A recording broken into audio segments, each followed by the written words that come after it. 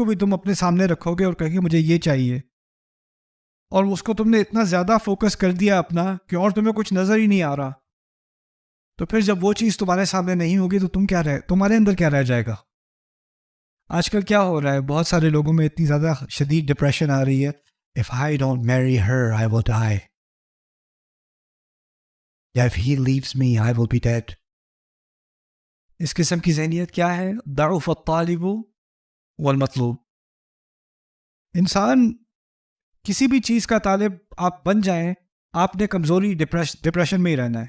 ماں ہوتی ہے ڈپریشن میں آ جاتی ہے، میرا بچہ، میرا بیٹا اب بڑا ہوتا چلا جا رہا ہے، وہ زیادہ آزاد ہوتا چلا جا رہا ہے، اب اس نے ایک لڑکی بھی چن لی ہے شادی کے لیے، اب تو وہ اس کا ہو جائے گا، میرا نہیں رہے گا. تو ماں کو کمزوری، ڈپریشن، انگزائٹی آنی شروع ہو جاتی ہے، اور پھر وہ اس کو بچے کو دوبارہ اپنی زندگی میں جیسے وہ پہلے تھا، پہلے والے کیوں نہیں ہو جاتے؟ کتنی جلدی میری بات، میں ایک دفعہ کہتی تھی بھاگ کے آتا تھا جی ماما، اب نہیں آتا، اب تو کال بھی نہیں اٹھاتا، اب تو فون بھی نہیں اٹھاتا، کیا ہو گیا ایسے؟ اب ماں کو ایک انگزائٹی ہو رہی ہے، اس کے اندر ایک کمزوری ہے، اس کو ڈپریشن شروع ہو گئی ہے، اس کو غصہ آنا شروع ہو گیا ہے. اب اس کی ساری کمزوریاں کس لیے؟ کہ جو چیز اس کا مطلوب تھی اس سے دور ہوتی چلی جا رہی ہے. تو اس میں اللہ تعالیٰ یہ بات سکھا رہے ہیں کہ شاید تمہارا مطلوب غلط ہے. دیکھیں اگلی آیت میں اللہ نے یہی بات سکھائی ہے، کہتے ہیں ما قدر اللہ حق قدرہ، انہوں نے اللہ کی ایسی قدر نہیں کی جیسے کہ کرنی چاہیے تھی، جیسے کہ اس کا حق تھا. کیا بات کہی اشارے میں؟ تم ہر کمزور چیز کے پیچھے بھاگتے ہو، تمہیں بھاگنا چاہیے تھا کس کے پیچھے؟ اپنے رب کے پیچھے. اپنے رب کے پیچھے بھاگتے، رستے میں نعمتیں آتی، رستے میں مشکلات بھی آتی، کبھی کبھی وہ نعمتیں تمہارے ہاتھ سے نکل جاتی، کوئی بات نہیں، وہ میرا مطلوب نہیں تھی، وہ نعمتیں تھیں، وہ نعمتوں کا میں شکر گزار ہوں، میرا مطلوب میرا رب ہے. رستے میں نعمتیں آئیں گی، وہ میرا مطلوب نہیں بن جائیں گی. ان چیزوں کو میں ان کو پسند بھی کروں گا، ان سے محبت بھی کروں گا، لیکن وہ میرا فائنل مطلوب نہیں ہے.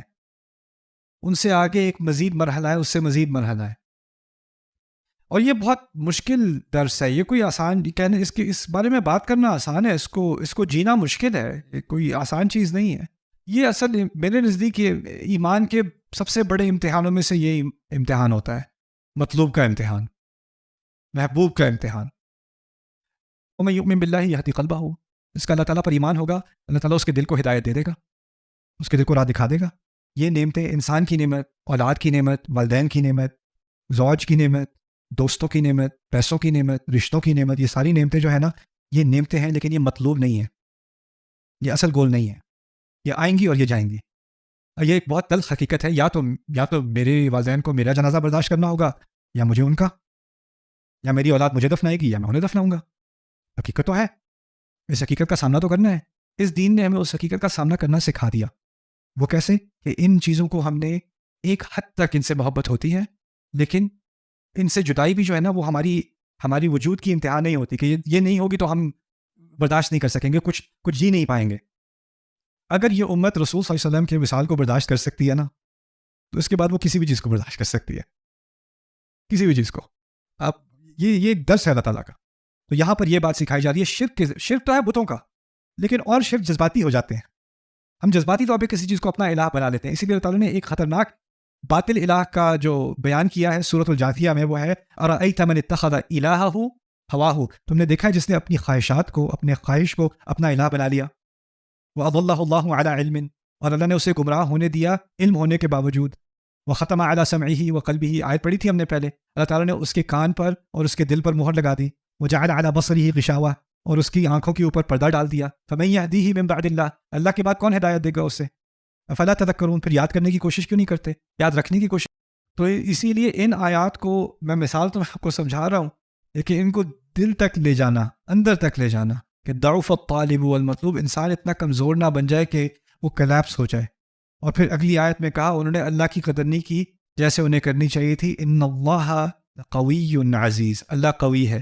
دیکھا اس آیت میں ہمیں کمزور بتایا، اگلی آیت میں اللہ کو قوی بتایا. اور کیونکہ اللہ مطلوب ہے، تو جب مطلوب قوی ہوگا تو آپ کیا ہو جاؤ گے؟ آپ خود قوی ہو جاؤ گے. اگر آپ کا مطلوب ضعیف ہے تو آپ خود ضعیف ہو. اگر آپ کا مطلوب قوی ہے جو کہ اللہ ہے تو آپ قوی ہو جاؤ گے. اللہ تعالیٰ ہم سب کو ہمارے